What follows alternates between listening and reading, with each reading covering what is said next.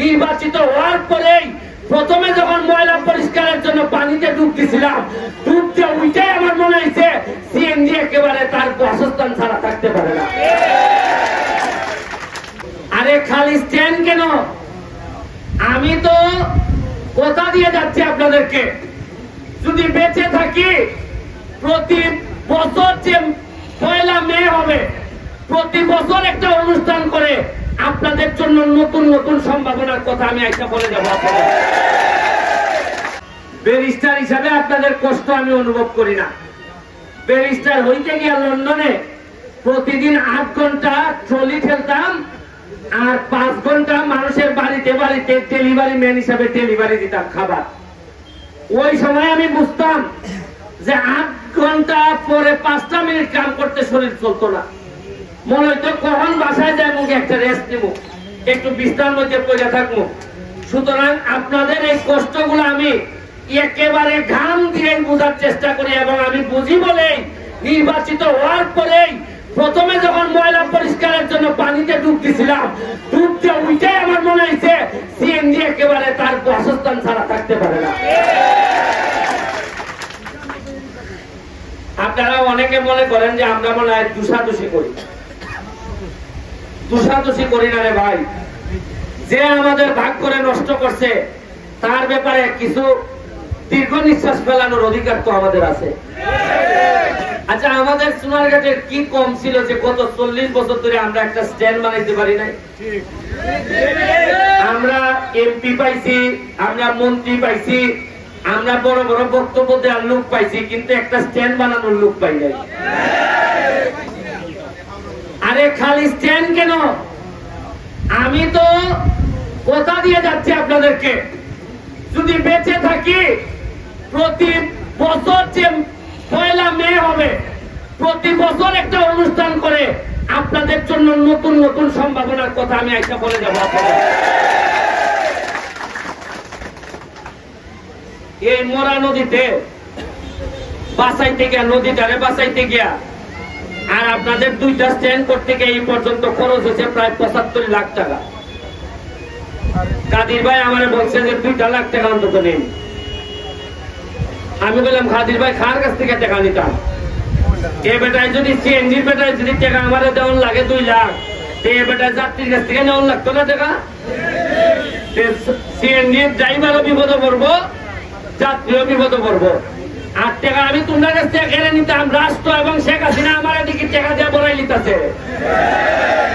কিতা টাকা 10 বছর করছেন, কিতা হিসাব চাইল তুই বাক তুই বাইরে দেশ থেকে 10-15 বছর ধরে এই টাকা গেল।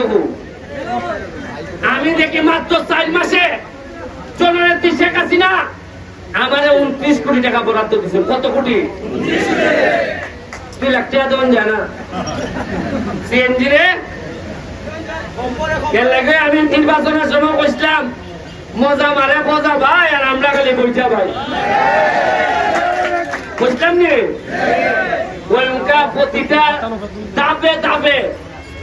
প্রতিটা দাবে দাবে বাড়ি আইব, কিতা কিতা বরাদ্দ দেয়। উন্নয়ন দুঃখের কথা কিতা কইতাম, ঈদের সময় যে জননেত্রী শেখ হাসিনা যে শাড়ি আর লুঙ্গি দেয়, এটা আগে জীবনে উনছিলানি কোনোদিন। এবার আমি ঘোষণা দেয়া বললাম, জননেত্রী শেখ হাসিনা 400 শাড়ি দিছেন আর এই লুঙ্গি উঙ্গি দিছেন। আমি কিতা করলাম, সবাই দিয়া বন্টন করে ইউনিয়নে দিয়া সাইডে দিলাম। আমি কিন্তু ঘরে ঘরে গিয়ে দিতাম মনে কিতা মজা এরা পাইছে। আগে যারা জীবনের শাড়ির কথা কইছে না, পুরাটাই মাইনে দিচ্ছেন মনে হয়। এরই আজকে কয় শাড়ি দিচ্ছেন ঠিক, ওই 2টা শাড়ি বন্ধুর বলে দিয়েছে। মানে আমার কাটা কাটা কয় ওই দেশের কিতা কাম করতে, এটাতে মাইনে দৌড়ে পালা মাইনে দিলে কেউ জানলো না। আর ওকে দিশতে বন্ধুর বলে দিলাইছ। এরপরেও নয়, আমি ব্যারিস্টার সুমন, আমার বাপ বাচ্চা আসেননি বাচ্চা, আমার ভাই দেশে তখন লন্ডন, আমার সব বোন তখন পুরানো কানাডা আমেরিকা, আমার বউ গুলাগুলিও নাই, আমার ভাই নাই, আমার চাচা নাই, আমার মামু জেলাই না নিলেন সব হইল গিয়ে আপনার মেসাপ ওই পুকুরা শুনছেন কোনোদিন আমার কোনো মামুর নাম? এর বড় আমি যে আপনারা কিছু লোক লইয়া চলে এরা কিলায় হাত তুলে লাগছে, কিলায় ওই কিতা কয় হারভেস্টার মেশিন কিনে লাগছে। আল্লাহ যে বাঁচাইছেন, যদি আমার ভাই এন শাস্ত্র ভাই এন থাকতো তে ডেলি মনে হয় আমার একবার লোক মুখে ছেড়ে দিলাম। এখন আমার সাথে যারা থাকে ভাই, আমি না হয় সিদ্ধান্ত নিছি আগুনে ভুইরা যতদিন এমপি আছি একটা দেখা বানাইতাম না। আমারে যারা খাদির ভাই আমার সাথে আছে, সাজিদ আমার সাথে আছে, সিএনজি সেক্রেটারি, এরা কি আমার মতোই বাবা? আমার পিছে যারা আছে এরা কি সংসার নাই? এরা কি একটা উনারা আবেদন করলে অসুবিধা আছে? এই আবেদনে এরা করতে পারতো না। আর হবিগঞ্জের কিছু লোক এরা আমরা সম্পদ খায়। এখন আমরা কোন বালা নেতা তৈরি হইলে কেমনে সংবাদপত্রের নিউজ ইটা করে আমরা নেতা লাইন নষ্ট করতো, ইটার লেগে এরা বুঝে গেছে। এমন কোন ব্যবসা বাদ আছে হবিগঞ্জে যায় না? পার্সেন্টেজ যায় না? শ্রীমঙ্গল যায় না পার্সেন্টেজ? বলেন আরেকটা জিনিস শুনুন, ইটা কইলে তো বেলা আমি খাইছা খুব।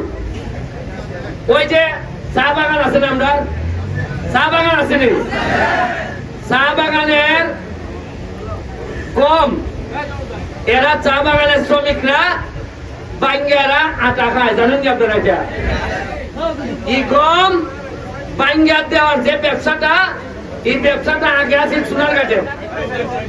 এই ব্যবসাটা বাড়ি দিয়ে লই গেছেন গিয়ে শ্রীমঙ্গলের লোকে, উনানের লোকে। এখন নেওয়ান জ্ঞানে এখন সোনারঘাটের মানুষ আমার ইয়ে হইতেছে, কয় ভাই শ্রীমঙ্গলের মানুষে এরার বাগানের ব্যবসা করে, আবার আমরার বাগানের ব্যবসা করে। আমরা কি সোনারঘাটের মানুষের কি সোনারঘাটের ব্যবসা করার অধিকার নাই? এই কথা কইলেও সাইটিতে মানুষে কয়েকটা আমরা সোনারঘাটের মানুষে বলে সান্দাবাজি আরো করছে। মানে ব্যবসা পালাও করতে পারতা না তুমি, তাও তুমি বিপদ করবা।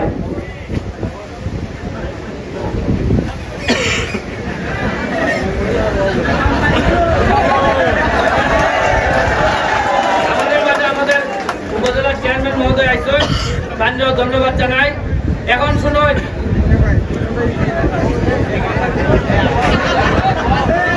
এখন আমাদের ভাইস চেয়ারম্যান আসছেন, মহিলা ভাইস চেয়ারম্যান, এবং আমাদের আমি